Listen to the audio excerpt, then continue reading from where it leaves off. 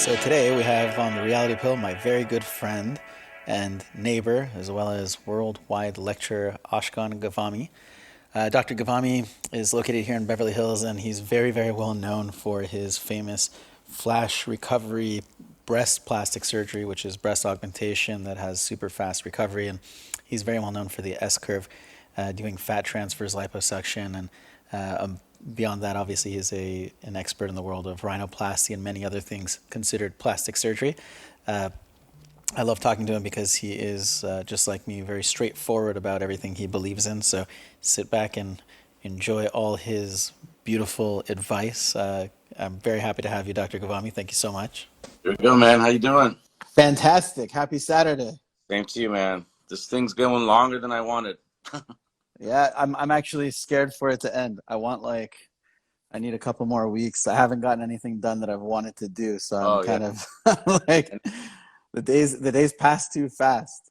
I know, isn't it crazy? Like I'm like, I look at the clock, all of a sudden it's like 4 or 5 o'clock, and I did all this stuff during the day. I mean, I'm waking up later, Yeah. but the day is gone. Like, it's, how would I fit in writing that chapter, that article, or this and that? But Dude, I have 15 articles.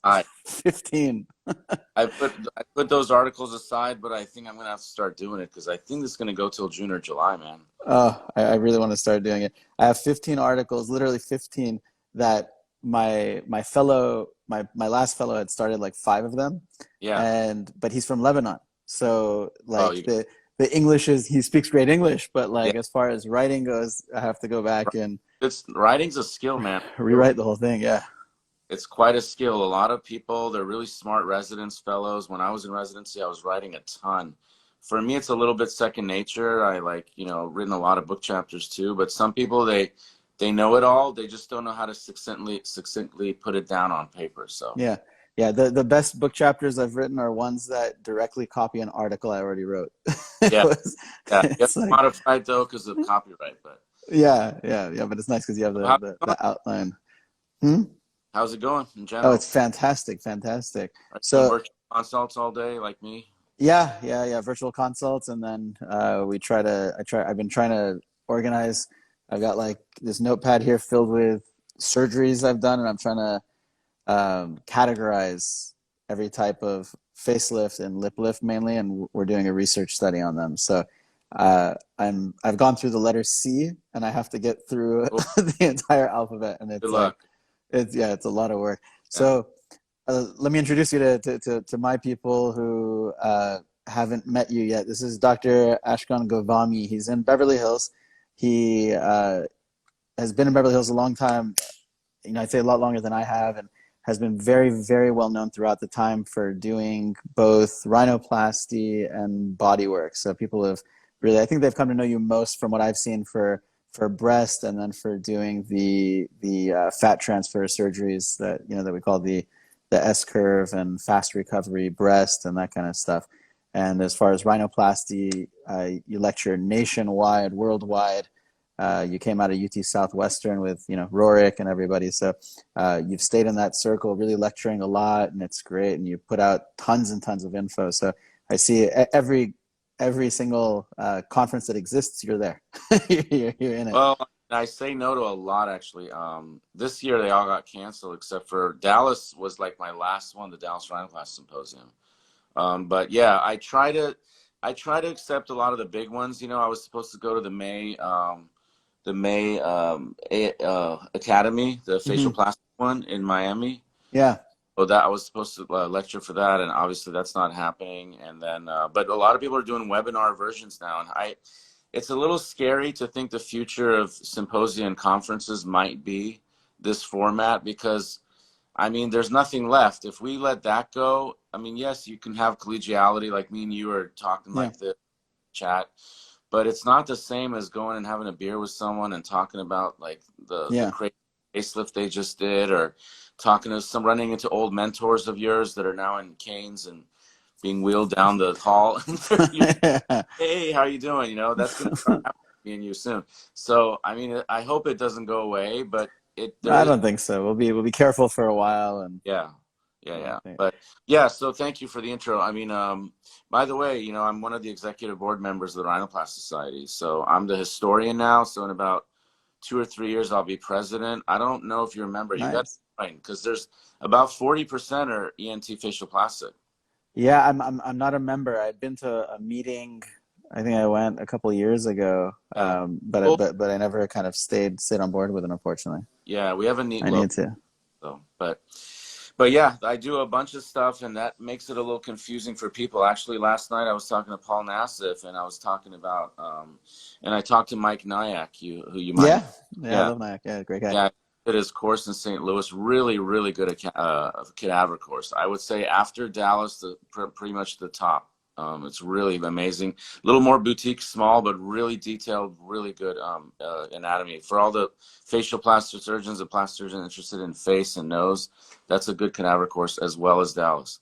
But I was talking to Paul about how it's a little confusing for people in town because they're like, wait, so let me get this straight. You're a nose guy, you do face and stuff, but you're doing breasts and you're known for your S curve with buttock shaping. So it confuses people. Yeah, The way I see it and I explain it to people is that noses and face are highly specialized. Of course, S curves are not, it's not like they're easy, but that's a specialty. But putting S curve aside, breast and body is kind of the basics of plastic surgery. If you yep, did a residency, you're talented, you do enough cases, you should be good at it. And, you know, tummy tucks and all that.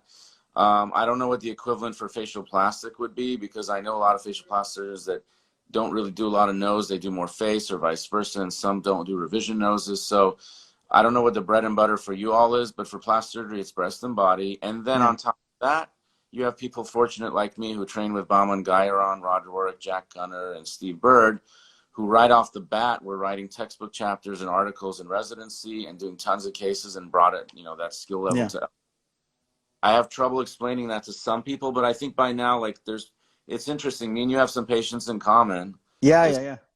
down because you'll still have your niche of people that want to see you for certain things. They want to go to BT for some things, and they want to go to AG for Yeah, it's interesting. And most of them know that we cross do certain things, but yeah, and it's actually more fun. Like oh, I like it a lot, especially now that like we know everybody socially.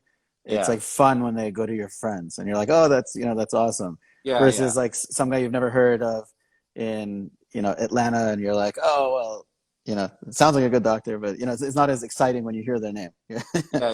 It's interesting. There's enough work to go around. So I hope that after this COVID thing, even more so than before, you know, I've always talked about having like almost a Beverly Hills club Hmm. for plastic surgeons to come together, go to like, somewhere in Mastro's or whatever and do like steak nights and just chat, Yeah, something. But yeah, I'm in. there's enough work to go around. Thank God.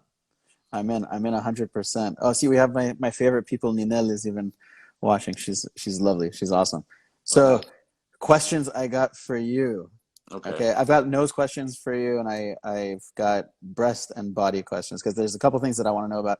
Um, I've seen a lot of like fat transfer in the past, and I've seen most people not be great at it. I've seen like average work, and um, the stuff you see in Beverly Hills, fortunately, is a little better. And then there's people like you who you become kind of known for it, or like the other day I was talking to Dr. J. Like there's a few people who are like really known for being Mhm. good at it and having less issues. So what do you do with like the S curve that keeps you out of trouble? Are there any like, little things, big things that you recommend to doctors in training?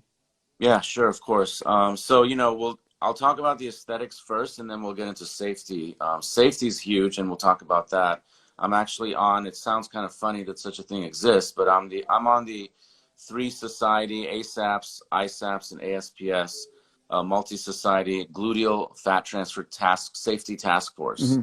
So we did like these studies in Miami in front of the coroner there, and we'll talk about that. But as far as aesthetics go, honestly, it's just like anything else in plastic surgery. You have to go to somebody. I tell patients, your taste as a patient and your preferences and style have to match your surgeon's style and preferences too. That's why there's so many different, and we do it all differently. Hmm. Some grafts we might do the same in the nose. There might be some techniques, but in general, like I don't see that many people doing buttocks like me, and I don't do buttocks like a lot of other people I see. In general, I like a more natural result in anything I do. Yeah.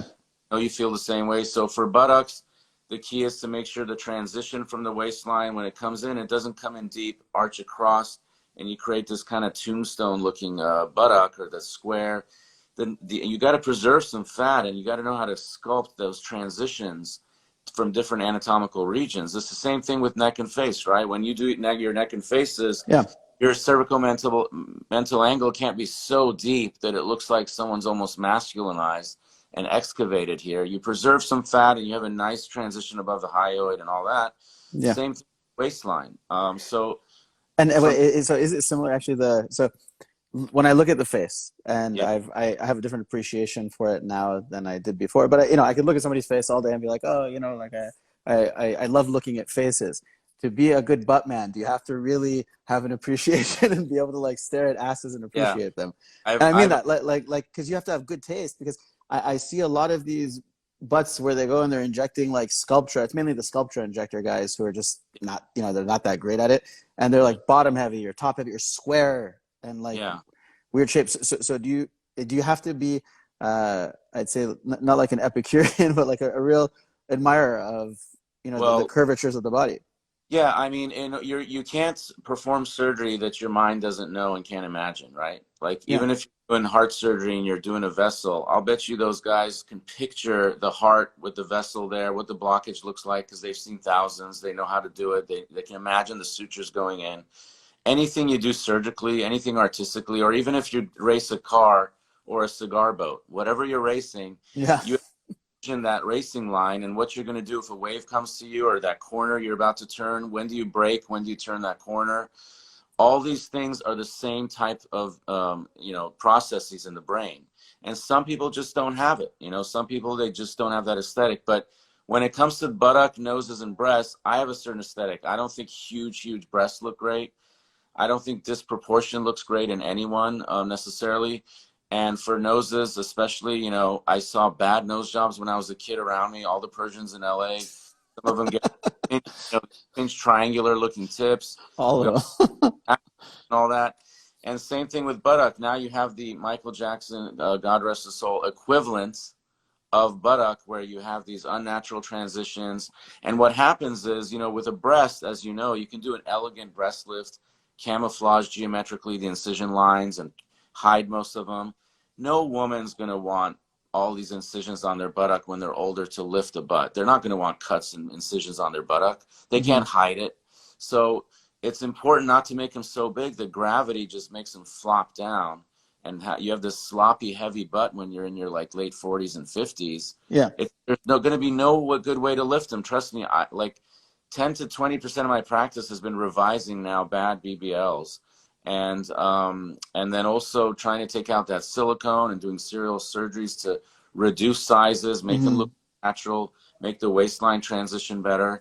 Can you And then, ever fix those, like for patients who there's a lot of patients who think, okay, well, I'll go ahead and do these injections because my friends did them 2 years ago and they had no problems, so I'm not going to have problems. The problems develop down the line. Have you ever been able to fix someone, not get them better? I mean, really like get rid of silicone? I have, there's a few people I can think of, and some of them are very VIP-ish, where I can think I pretty much 90% corrected the issue. And it's because they only had one injection series, or when the injection was done, it was put deep, or the injection was put in the wrong place and actually suction it out to the point where it looks better where it was. But the problem is the hardest ones are the ones that have multi-layer injections of silicone. They've gone 5 times. Right. And literally It's just under the dermis, and they have what I call a Smurf butt. The heat of their buttocks, I've never seen a Smurf's ass. Is it blue? it's very blue. It's not a chemosis. What I think it is it's a little bit of the Tyndall effect from silicone mixed with deep, like permanent hemosiderin deposits. And there's a change in the lymphatics. There's a change in the way that the toxins and everything, our lymphatics take away toxins and different things in our body. If you have a tattoo, the lymphatics in your armpit might be purple, or the color of tattoo. It takes things away. So you get this micro lymphatic change under the skin that's permanent. You cannot fix it. So they really destroy the skin of their buttocks. And to go back to your original question or premise, I've always appreciated, ever since I was a teenager, that aspect of the female form. So if you don't like to No, me see, too. Me too. I yeah, just never got to operate on it. but both me and you are Persian, and I think Persians, Latinos, African origin males, Italians, Mediterranean, we appreciate the hips and the size of buttocks and the shape to be just like breasts, voluptuous and three-dimensionally, you know, looking nice and curvy. So even if someone is skinny, and some of my favorite S curves are what I call petite S curves. They're some of my favorite because a little bit goes such a long way in shaping, and it's so much more powerful than Sculptra. The shape is much more important than the overall size. Like someone can be 200 pounds and be very curvy and have a nice buttock and it matches with their breast. Someone can be 85 pounds but have a little bit of a curve to their waistline, like Kate Moss. Kate Moss actually had some curves if you look at some of her photos, but she was super thin. And what about for patients who, you know, they've asked me and I try to explain it to them, but they come in and saying, you know what, I went to this doctor and he told me that he wants to do all the way around and I just want to do the front. How do you have that discussion with the patients about three-dimensionality and wrapping around and that kind of stuff? Well, I show them some results, and as you know, and I think you do a fair amount too. I think video is the next generation. I've been doing video outcomes since Instagram allowed it. You know, since Instagram brought it video. The minute Instagram bought video, and I was one of the first surgeons on Instagram, I was like, yes, I can actually show my work three-dimensionally through video, because we all know, and I saw that you talked to Subio like 2 weeks ago about Yeah. and he's such a good artist. He explains it that way. I'm not as good as artist as him, but I'll show him different ratios and I'll show him some videos of patients of mine turning, and they can see how much more important it is to do adjacent zones and create an overall three-dimensional result that looks seamless than to do what's called spot lipo. Like even if you really nice high definition abdominal lipo, if you don't transition that to the love handle area and go towards the back and do the lower back and create a nice little sacral dimple zone and a nice shelf that's natural in the back, then you're not truly, in my mind, creating S curves and you're not improving the shape 360. So 360 concept is, you know, similar to doing rhinoplasty three-dimensionally and looking at profile, basilar view, side view, smiling, and front view, and then not forgetting the nostrils. You know, it's like all related. So they're usually understand, and like, unless they actually just no way can afford it, they'll add the areas that I think they need. But most people, I like to have a surplus of fat. So I usually 5-6 areas, pretty much from the shoulder, back of the arms, all the way down to the knees. And sometimes I'll just go take a little bit, but a little bit's better than nothing because I'd rather have a little bit of a surplus. Nice. So the HD lipo that you're talking about is kind of the stuff that I think Alfredo Hoyos and one of the ones that thought a lot about it, but you know, it's been around for 20-30 years. Call it etching. So my question for etching is, the concern I always had about it is, what are the steps, what are the precautions you have to take to avoid it from causing problems in the future, where you could have somebody with hormonal changes or weight gain or that kind of stuff, and one area would grow with the other area etched next to it. So do you have to, number one, make sure they're always going to be weight stable, kind of assess that? Or is it something where you have to get the fat down to a certain amount so it doesn't have the ability for such dramatic fluctuation?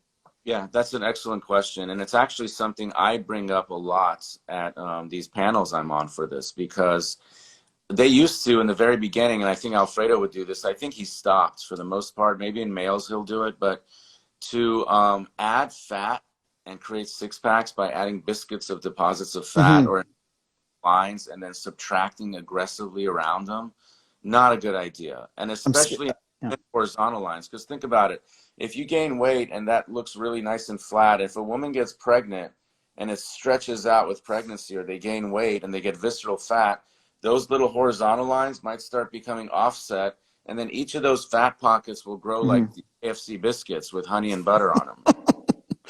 Ridiculous. So I never add fat, but Actually, high definition liposuction, if you do it well and you have the right instrumentation and technique, in some ways it's easier than regular just old school lipo of the abdomen, for example, because we used to have to go and constantly, I mean, the good surgeons would go and take a lot of time to smooth it all out and take Hmm. it possible. But now we're preserving fat in certain areas, so actually it's safer as far as not having cannula marks and problems. But you also, once again, have to have the eye and the Hmm. imagination aesthetics to know in this person, how deep should that line be? Where should it transition under the ribs? And I have a bunch of videos on my website, I mean, my Instagram, where I show someone turning and you can really see where the shadow lines hit. And I call it hills and valleys. It's what I coined. Since 2016, I coined that at the cutting edge meeting for Baker and Aston in New York, and it kind of caught on, and other people have used it, and it makes sense, right? Because just like Toriyomi wrote that seminal article in 2000, I think 6, on the contour Hmm. and highlights of the nose, and he had those grids. It's the same thing with the abdomen. You can create hills and valleys where it doesn't look like this flat abdomen that looks like a robot. Yeah. And I also do what's called the G curve. My consultant, patient coordinator Chammy, just commented there, It, gentleman's curve. oh, I thought it was like the G spot. I thought. That's a whole nother ball game, and Let's that's let's get into that in a minute too. I'm curious. no, Go ahead. the G curve. The G curve is, basically the S curve version, but actually, if you look at the letter G, it's more of a male buttock. So instead of having Yeah. curves, it's just a very masculine, top-heavy Adonis type of buttock contour. Ghavami ass. Ghavami, gentleman. There could be another word for it. No, we won't say that, but yeah, there's a lot of G words that are relevant to that. Are you the model for this type of ass? No, not until they have like a super laser invented for You could just reach and like back scratch with a laser. Yeah, no. Actually, I've been told that my buttock is pretty decent size and looking, but no, there's no model for it. It's just not an S curve. It's not feminine. It's more like it's like muscular, you know? Yeah, well, if you give me like 2 months and a little more of time spent at home, I'll be able to model for you. Right Yeah, now, I see your food choices at night. Some of them look a little too healthy, but the others might help you get some what I call more clay for me to sculpt you with, so we can do a G curve on. nice. And so it seems like with like the sculpting when you're doing it, it's all about hills and valleys that kind of transition into each other. So they're kind of sloping, broad transitions, They're not. and No, these aren't right. robots. It's Yeah, and so it's not that you'd have this much fat on somebody and right next to it you're going to sculpt or etch something this deep. no, You're going to bring them both down. So yeah, you yeah, reduce both, this one a little bit less than the other one, and then yeah. keep it a smoother transition and avoid those problems. Plastic surgery is so unique. We're unique in that we're pretty much the only doctors right now banned from doing our craft. We're also Yeah. unique that we are. You really do, and it sounds corny and cliche to say you have to be an artist. You just have to know how to sculpt, and you have to envision in your mind's eye what something's going to look like, and you just kind of go with it and do it and solve the puzzle in the OR. Yeah. Nothing's more simplified of that than rhinoplasty, which is literally this complex puzzle you have to kind of put together, that the parts are constantly shifting and moving. It's like Jumanji. Yeah. Yeah. Rhinoplasty, we have the fortunate, lucky, yet unfortunate role of having become revision rhinoplasty Yeah, surgeons. And not I, easy. yeah, I wonder We're a is, dying breed. A lot of people who do primaries don't really do revisions, or they're so selective that a lot of people come out like not knowing who to go to or what to do. yeah, I mean, the selective are smarter than us, but they have like, We're so masochists. In order to be a rhinoplasty expert or specialist, or revision rhinoplasty expert, that's another degree. It's fully a masochist type of thing to do. I mean, it's like yeah. you're begging to be tortured. Yeah, so we're lucky enough where we're buffered because you know, we're revision rhinoplasty specialists, but we're buffered by specializing in like two other things, three other things, Yeah, where we're not doing everything, but we're still very focused on these things. yeah.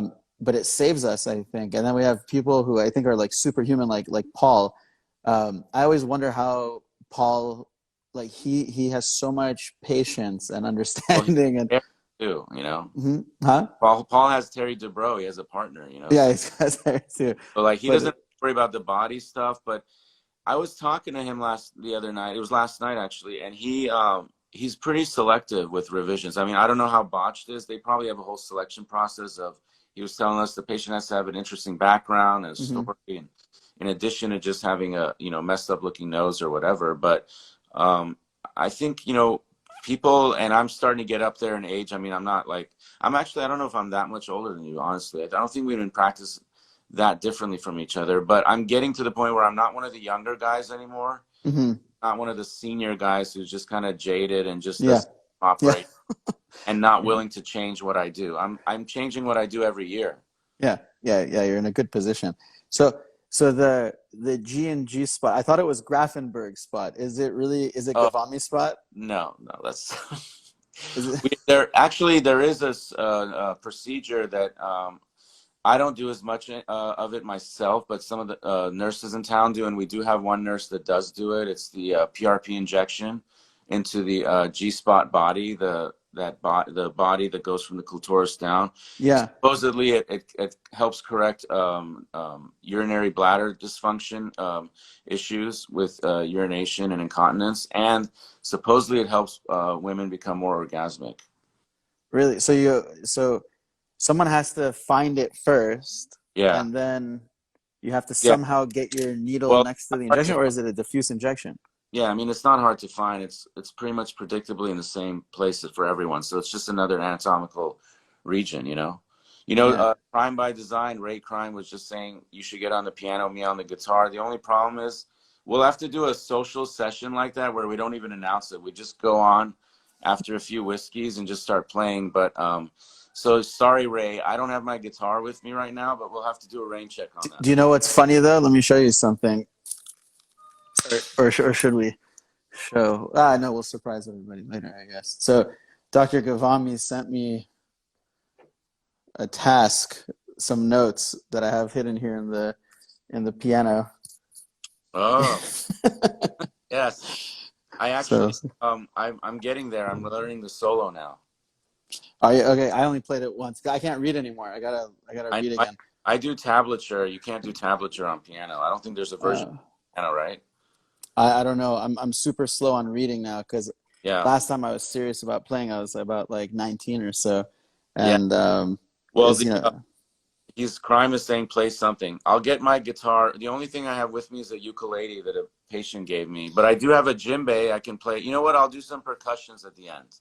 I've got bongos and maracas. Okay, I have a djembe. We'll play with that later. I've got bongos and maracas. We'll do We that could at the have. end. It's like that dance revolution. We could do that at our houses. Yeah, I know. So So, yeah, go so ahead. so when you get into breast, like I've seen so many different breast surgeries in terms of like people being specialists of I'm better at lift versus versus internal lifting versus cleavage plane definition and this kind of stuff. The thing that I've seen that you're really popular for is like fast recovery, natural kind Yeah. of breasts. What's your favorite to do in breast and why? And this could include that I like doing primaries because I don't have the headache of revising and revising and revising, or you know, what's your favorite of everything to do in the breast I world? obviously favorite. I mean, there's revision cases that I just love because it's so clear. There's so many components wrong. And when you Hmm. get in an 80-90% correction, the patients are just so happy that it's rewarding for me, even though the surgery itself it has so many moving parts, it's so complicated and it can be frustrating at times. But when it comes to breast, really, my opinion is you shouldn't be doing a breast augmentation. You shouldn't be doing breast surgery, just like you shouldn't be doing nose surgery if you don't know how to do a revision. Hmm. You have to know how to control the pocket primarily. The problem with breast augmentation in general is that inherently it's a little bit of a flawed procedure because you're going in different types of anatomy. Some women are asymmetric, some have tuberous. I've seen like thousands and thousands of variations in breast shape and size. Some naturally come together in the middle, some are really far apart.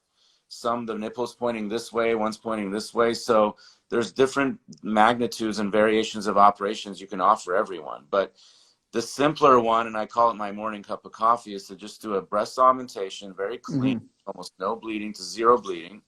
And really, the guru is the person I trained under in Dallas. His name was John Tebbets. You may have heard his name because he made a name in rhinoplasty as well with his suturing techniques in the 90s. But John Tebbets went and recorded himself. He's like a major IQ genius guy. He put cameras in his room, recorded himself for like a year doing breast augmentations to try to get the surgery down to a science, Mm-hmm. reduce reoperation rates.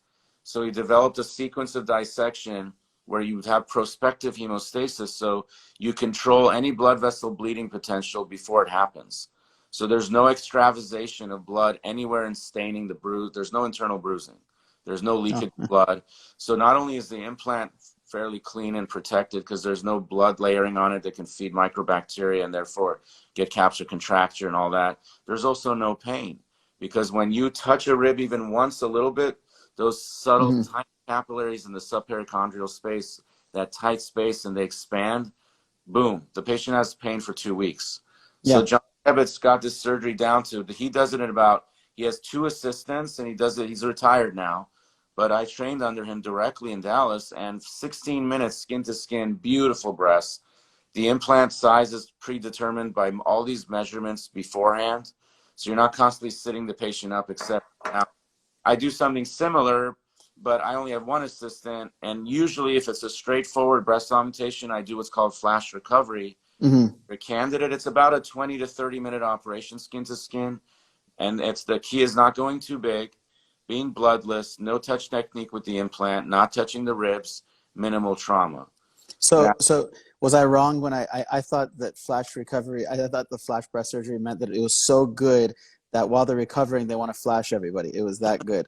Am that's I, I never ever, I can't believe I hadn't. You're just as clever as me, I think. it's not We clever. I'm twisted. That too. You have to be a little bit to be a mad scientist, right? I never thought of it as flash. Yeah, but the reason I called it flash because it kind of goes into flash. It's fast. But John Tebbets called it 24-hour recovery and or out to dinner at the time, and he patented those terms, and I patented flash recovery. And there's other guys that do it. I don't know if they truly can do it or whether it's more marketing. Me and Steve Teitelbaum were the only ones in LA when I came into town, and Steve Teitelbaum has been in practice longer than me. Mm-hmm. Ones that focused on that Tebbets philosophy, and he came and spent time with Tebbets as well. But then other people kind of just say it and do their term on it, but I'm not sure if they deliver, because it's not easy to do it that clean. Because like I said, there's so many moving parts, just like any other surgery. You got to choose the right size of the implant. You got to know exactly where your pocket's going to be. If you over dissect, you can run into problems. So speaking of that, you do have to know how to do revisions too. And we have internal bra meshes now and stratus and different things to support the breast, like a bralette internally. Mm-hmm. So those are the best ways to revise breasts and control the pocket now. And those meshes, in almost every revision or breast lift I do, I incorporate that mesh. Yeah. And so does this go as well? Because there's a lot of doctors who do fat injections into the breast, but don't actually do surgery. So they're just kind of injection specialists. I mean, if you're doing fat injections to the breast, you should be able to do a breast augmentation too. You should be a board certified plastic surgeon that does breasts. So I don't know anyone that does fat transfer to the breast that's not a board certified plastic surgeon. There's a lot of kind of side specialists who do lipo, and then they do kind of fat, and they do some fat injection to the breast and that kind of stuff. Okay, well, you have to be able to do fat injection to the breast in 2020 if you're a breast surgeon of any sort, because you can contour. You can either do it as just replacing, not doing an implant, Mm-hmm. or you can do it after someone's had implants in, or a breast lift at the same time, to enhance cleavage and get certain volume in areas where the implant doesn't do as good a job. So you can really transform someone. For example, if they have really far apart breasts, you can only dissect the breast pockets so close without causing symastia and get uniboob. Uh-huh. Let the fat do the last few centimeters rather than the implant pockets, so you don't over release the muscle. Yeah. Fat can really be like the perfect side dish.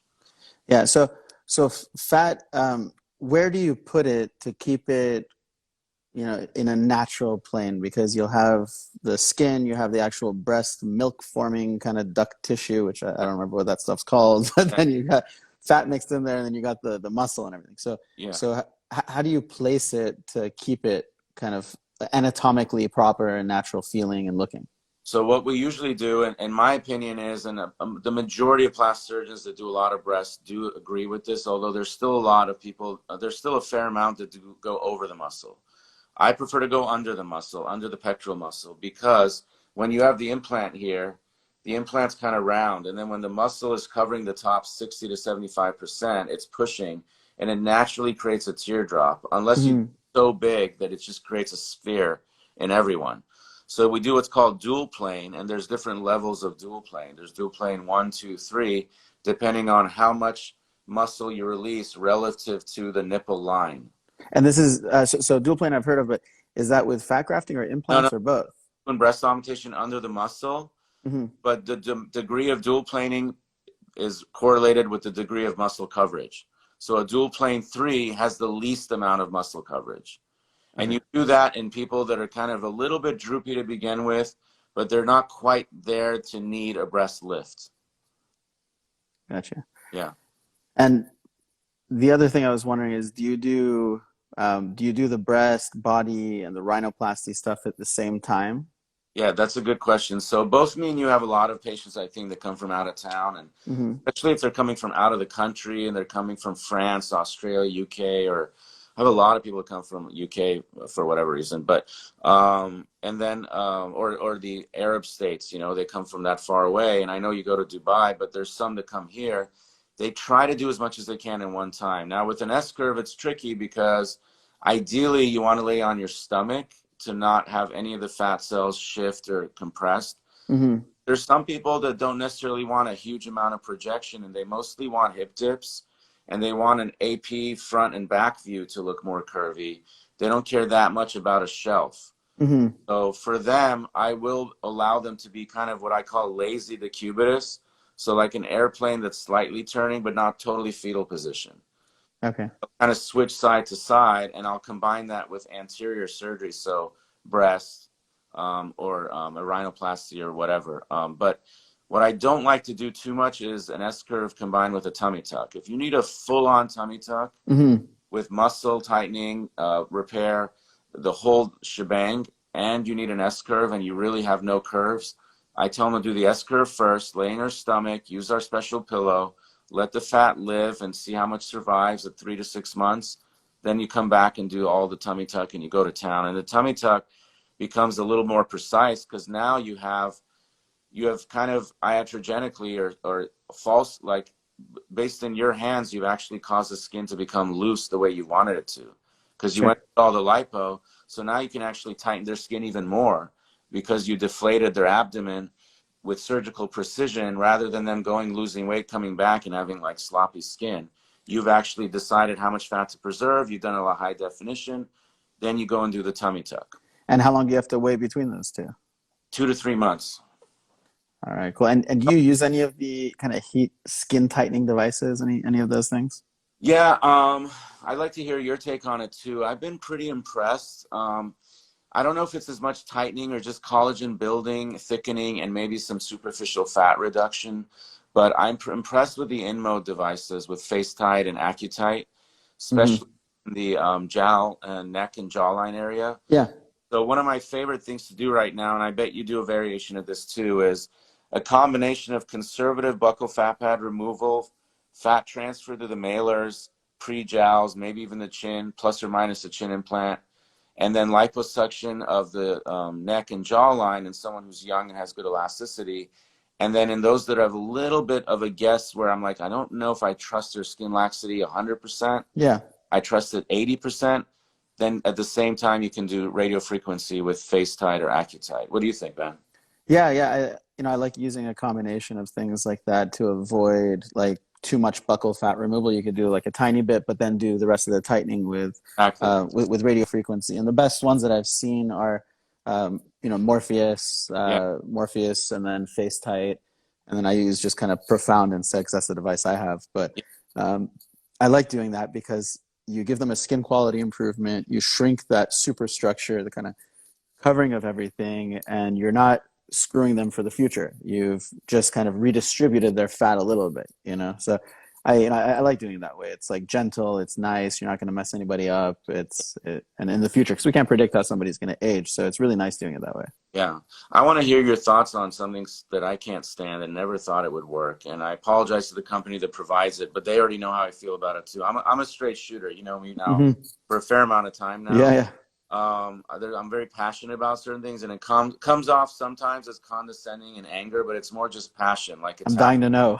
It's but first I want to address this, because everybody always asks about scar tissue formation from all these devices, and some cause more scarring than others. It's correct. If you go in and you do a facelift in someone who's had radiofrequency or lasering, the texture of the skin is definitely different. And when you're the lipectomy, the fat layers under the muscle or above the platysma, whatever, it's a little bit different. It's almost somewhat like someone in there and did some surgery. Yeah. You want me to tell you what the worst one is? Or is that what you're talking about?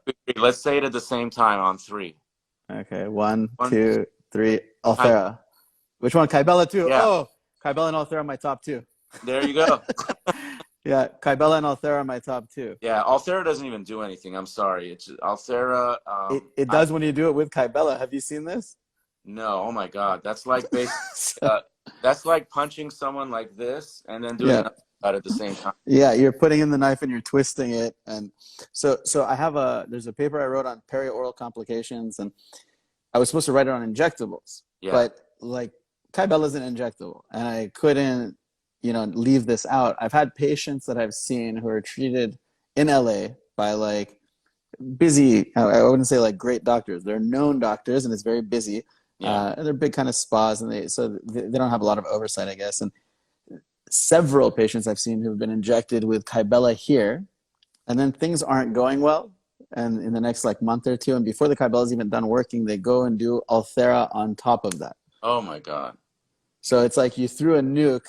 The country is trying to recover from this radiation poisoning that you just gave them, and then you go and spread like a viral plague.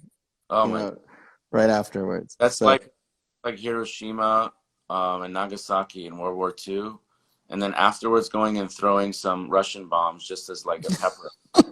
Like pepper it up after. Yeah, you spray them in the eyes right after. So the two of those things are the two things that I tell patients repeatedly, like, don't do. They've both been around for, Kybella's been around for since our gallbladders have been around. Like, I know. They really try to push that, and they really tried to push it on me, and I never. Well, it's basically mesotherapy, and we've known of mesotherapy as unpredictable science, and and I'll bet you if me and you really wanted to hone our skills on it, and we did a little bit, it might do something. But why, when under local, in less time with less recovery, less swelling, you can just do liposuction. Yeah, I have it in the office, but I don't use it except for somebody who comes in and says, I did lipo with somebody and I have this little tiny dot left on this side that they missed. Yeah. That's great. Or I did lipo here and I have this little tiny ball that's there. Everything else around it's hollow. You touch it, beautiful. You just did an injection. That's what it's great for, and that's what mesotherapy was great for. But it melts fat in a very unpredictable way. No matter how you disperse it, and it causes a big inflammatory reaction. Yeah, and it can also do layers you don't want. It can go right under the dermis, extravasate there, and then you see these like bands. I've seen the neck looks older afterwards. It's the worst in the world. So I'm glad we agree on that. Somebody was asking if we do consults now. Yes, I think both you and I do virtual consults. I pretty much spend most of my weekdays doing either Skype, FaceTime, or Zoom virtual consults, and it's been great. And thank God people still have an interest, and I think people are smart to do virtual consults with us during this time, because we're not so busy running around in clinic and having surgery and stuff, where we can probably spend a few more minutes doing the virtual consult, and B, they'll get in line and in queue, as they say in Europe. They'll get in queue to book their surgery with us down the line and get ahead of other people. Wouldn't you say that's a wise thing? Yeah, no, it's great now, and there are not many cases that I need to see in person. There are some that I would say, I have to feel something, I have to get my hands on it. Yeah. Most patients, I don't have to have my hands on. I can see the way they move their face, and I'm really assessing motion. So I'm able to do a very, very precise, accurate consult and saves people the time of traffic and coming in. And I actually I do it because our patients are from everywhere, so I have Tuesdays set aside where after I operate, I'm doing usually about 20 FaceTime consults. Yeah. Yeah. Anyways, but now it's like any day I'm just trying Yeah. to do it. Kind of cool too to like have your when you're done, be able to just walk in the kitchen and grab a beer too. It's like a whole different thing. This is the most surreal experience, this whole thing. Dr. Dan Gold, who's visited you, I know, and that is one of the fellows. Yeah. Sees me with the USC. I'm sorry, the Marina Fellowship with Grant Stevens, Jake Calver, and I don't know if you know, but I officially joined after years of us talking about it. I finally said, "Fine, I'll do it." And 2021, we're going to get our first fellows. So he just made a comment that he saw someone that got Kybella and Kenalog at the same time. I've seen it. I mean, I've like, seen it. stuff. Like, do they see? Here's the problem. Everyone here. they bomb your country and then they shit in your backyard. So you guys have so many surgeons now to look at on Instagram. You have videos, you have tons of before afters you can look at. You can call the office, visit. Like intuitively, I always tell patients, there's no huge shortcuts in life. If someone's offering you the moon and the stars by doing some kind of injection, that sounds too good to be true, right? So if someone's like, oh, let me add Kenalog to Kybella and we'll just get it all down. Yeah, they may actually get it all down to the point where you look like you have terminal AIDS. Yeah, So, it's discolored, it's hollow. Yeah, it looks like lipodystrophy. It gets, yeah, and I've seen bad ones too. And it's the unfortunate thing is that the doctors injecting them don't see the other effects of this stuff. yeah. Like they think, okay, this safely melts fat. No, it's an injection. It does other things. It causes inflammation. Or a steroid will take down inflammation. No, a steroid not reducing inflammation. It's like yeah, causes big problems. Yeah, you have calcineurin inhibitors, you have triamcinolone. They act like really on multiple things you'll never understand, which is why we don't know how these telangiectasias are forming and discoloration and all these other things. So Yeah. So let's answer this one question. It's kind of cool. They said it's pretty basic, but they said something about if you do a virtual consult, do you then have to pay again for an in-person consult after? I'm sure your policy is like mine. That counts as your consult, right? yeah, yeah. So that's your consult. When you guys do a consult virtually with us, it's just like being there in person. And I'm sure you do what I do. That goes towards the cost of your surgery when you book. Yeah, yeah. So It's same for me, and it's free if you book surgery. yeah, yeah, yes, yeah. Same in our practice. So there's a super, super pretty girl named Dorito Teeth, and she wants to know if she does a procedure with you, will we finally be able to take our shirts off together? She's really pretty. I would just say How yes. long do I have to work out? You've got. 2 weeks. I'll do push-ups every day, and then we'll do a comparison. Imagine that. Imagine we did one of these IG lives shirtless. Right. Everybody would run away. And it's so sexist because they'll be fine with that, but if two females did that, that would be no bueno, which means So there's a couple questions. So can we permanently lose body fat through exercise, or do they just shrink? And then how does the body actually maintain the curve after surgery? So those are two great questions. When you work out, so when we're in puberty, let's say per square centimeter, you have 1,000 fat cells. When you're in puberty, after that, you'll only have 1,000. You'll never have 1,001. You'll never have 999. When you liposuction, if you remove 500 of those 1,000 for the rest of your life, you only have 500 of those fat cells there. Now, those fat cells and lobules can grow in size if you let yourself go. But in general, when you do liposuction to a certain area, you take a certain number out. If someone relatively maintains it, the shape that you created will stay. So like I have people that I've done S-curve on where they came and they basically had the silhouette of a refrigerator. And then you do an S-curve and then they get pregnant. They still have an S-curve silhouette, except their butt's bigger, their face is a little bit bigger, and their breast grew. But the shape is already there. So it's permanent in that sense. But if you really wanted to eat your way through it, you probably could. If you gained, 100 pounds, it's not going to look as good. And so what do you think on about the piezotome? You already know, probably can guess my answer on this. But I mean, I've heard You know, mixed. I've heard mixed things. I've heard so many mixed things. My, you know, but personally, I don't use it. My mentor uses it, loves it, but he but is he at a says, "I'm sorry." is he at a hospital?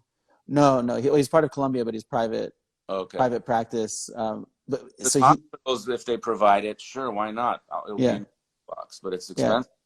yeah. But he, and he, I'm talking about Stephen Perlman. So Okay. he's a great rhino surgeon, and he says ultimately the end result is not really affected so much. It's more, it's a nice tool to play with. It's ultrasonic, and on some patients you can get like faster healing and a little less bruising from it.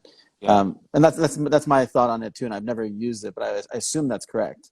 I agree completely with that. Now, there is a nuance to it where, in order to use it for certain parts like the bony anatomy, in order to get the instrumentation even in there, you have to release a lot more of the tissue and do what's called wider undermining. So you have Mm-hmm. to go and release potentially a bunch of SMAS and, deep tissues that's attached to the upper lateral cartilages in the bone that you wouldn't otherwise have done. So you actually have to anatomically expose more regions in order to do physio. So I think it has a role, and if you're at a hospital and they provide it, have it as part of your toolbox. But for me, it makes no sense. My techniques are fairly, they're not aggressive, and I don't have like extraordinary bruising or anything. So there's no reason. Yeah. So here's a good question for rhinoplasty. So the reason we talk about being so tormented and tortured in the world of rhinoplasty is that uh, outcomes are sometimes imperfect, and it's a very difficult surgery to get perfect. So we do reach for perfection, but I always tell people if you're happy enough, and it's really not a world of perfection. If you're happy enough with it, don't go through another surgery and expose yourself to healing time and the chance of another surgery. If it's something that you can't live with and it's unbearable, and you come to a realistic, I'd say, expectation and agreement with a surgeon who agrees with you, saying I can get what you want, then yeah, you can go for it. And some people have to get 6 surgeries to get there. Yeah. I mean, I do think for sure for rhinoplasty more than anything else, the enemy of good is better. Yeah. So if you have, if And we're you're, perfectionists. yeah, we're all, me and Ben and, any surgeon who likes what they do and they're not doing it just for money or fame or other reasons, you have to like what you'd have to be insane to do what we do and not like it. You actually have to love it to do it day in, day out. And if you love your craft, you're going to want to improve everybody. And if we went back on our noses, there's probably, if we had a magic wand that could fix that one last 5% in every nose, we'd probably use it. But the problem is when you go in to try to make something a little better, you might open up a can of worms and create other new problems. And then it becomes this never-ending journey, and you go rhinoplasty after rhinoplasty, and eventually you might get tired of Ben or you might get tired of me, and then you go see someone else, and they tell you exactly what you want to hear because they're hungry to get you as a case, and maybe they don't like me and Ben's beard, and they just want to talk a bunch of mad crap. So you have to be careful because people can prey on that insecurity, and once you're in that insecure zone, it's kind of like coming out of a really bad relationship and rebounding. You don't want to find a rebound surgeon. Yes, I've never put it like that, but that's true. You don't want to rush into things. You want to give things time. But that's a nice way of putting it, actually. Yeah. So here's a good question, actually, because I've seen a lot of patients who get different types of scarring, whether it's fibrosis or adhesions or a million different things you can feel in the body, or too much fat removal. Can revision lipo fix that? It's a broad question. Revision lipo can fix almost everything except for when someone has damage to the actual skin itself. So when so much fat's been taken out where there's no fat, there's no home that you can create to put new fat cells to predictably smooth something out, or there's no more fat to take to make it better. In other words, it's crepey, wrinkly skin, irregularly sitting on the fascia or muscle layer, and there's nothing there. Very hard to fix that. Now, if you have the lipo is just uneven, but there's fat in general to play with and shift around locally in the area, or use Vaser, which I have, to kind of ultrasonically go through the fibrosed fat and kind of blend the area and then fat graft and wear padding afterwards to smooth it out, then yes, a lot of my cases that I do, especially, and you know this, Ben, the VIPs and the celebrities, it's rare to find somebody in LA who hasn't had some form of lipo or something. So we're used to dealing with scar tissue, and I don't say no to patients because they have previous lipo. But I will tell them this area can be fixed maybe 75%. This area will look amazing. Book as soon as you can. And that area, I'll try to do something with it, but I'm not promising you much. So really depends on the anatomical region. The hardest is lower abdomen to fix. If you have like excavated fat and skin wrinkly stuck to muscle fascia below the belly button line and the pubic area, that area is very hard to fix without removing skin and doing some sort of a tummy tuck. So here's a question I get a lot about lip lifts and rhinoplasty. And, I want to see, what your timing is. But I always tell patients lip lift and rhinoplasty, you can do them at the same time unless there's a big reason not to. It's tough except, on let's say like a multiple revision or something, or you have to do a lot of alar base work, that makes it difficult. So I always tell them you either do them at the same time and do your alar base work later, which is kind of more minor, or you could do them separately. If you do them separately, I usually tell people if there's alar base work, you have to do them 3 months apart. If there's no alar base work, then probably a month or so, 2 months. I don't know. What do you think? I think in general, 2 months is a good time period to go into an area that's close by and work, but not the same area. So you wouldn't go ever 2 months in and do the nose again and do a revision, but you can go adjacent to the nose and do an upper lip lift or vice versa. We have a bunch of patients, I think, that, you've done one, I've done the other, and vice versa. But I agree with you. I really try not to combine it with a rhinoplasty unless I have minimal to zero nostril work to do at the same time. Right, yeah. I have to do that. I'm sure you know this and you've probably written about it, is you got to do these deep anchor sutures to really get the platform of the muscle, not just skin position. So the alar bases are sitting without tension when you cut them, and there's no pulling. And because otherwise the two fight each other. You're trying to lift. They fight each other and you blunt the crease. Yeah. Nostril wants to come down with gravity and every time you talk. So 2 months, I think, is a good general guideline. Whichever you want to do first, it's up to you. Yeah, I agree. We got like a million more questions, actually. No, this is a good session. I usually don't. I just learned recently how to bring the questions up on the screen. That's very useful. So everybody can see those questions, right? Yeah. Well, when we pop them up. Yeah. Yeah, exactly. So anything. This one is, can you please answer my question? But that's the only one I found. I have a bunch of people to DM me. So Ben, tell me, out of your DMs, what % of your DMs ask about price? I never read those. I have there's a good amount probably, but there's a good amount, but they always go directly to Joseph and Anna, who run the social media stuff, and then they take everything out of Instagram because Instagram isn't HIPAA compliant, nor are more like emails, so they don't try to have that conversation there. Yeah. And they lose track of people because there's no organization in Instagram. So what they do is they take the name of the patient, turn them into a patient with a chart so they can keep track of their conversation, and they discuss things after that. Because Instagram is a horrible place to keep track of people and discuss things. And you can't do medical care on Instagram. We can talk and give vague advice, but that's about it. Yeah, I mean, there's people that on Instagram send me like their pictures, and they're like trying to ask for pretty much a consult. It's like, you guys have to imagine like how busy me and Ben are. We're done with our day around 5 to 7 p.m. on a weekday. Then we get home, we got to have dinner and stuff. We can't go and do consults all night long on Instagram, and we can't do them during the day either. So Instagram's a good introductory way to express your interest in a surgeon. And then when their coordinator or consultant contacts you back with requests for your contact info and they give you a phone number and email, use it, because email is going to be the most efficient way. Instagram, you'll get So we're past millennials now. They're in Generation Z or something, where they've forgotten about emails and websites. So they still exist, and all my pictures are actually on the website. They're not on Instagram. But we're getting to an hour, so it's going to cut us off right now. Oh yeah. Okay. Time flies with you.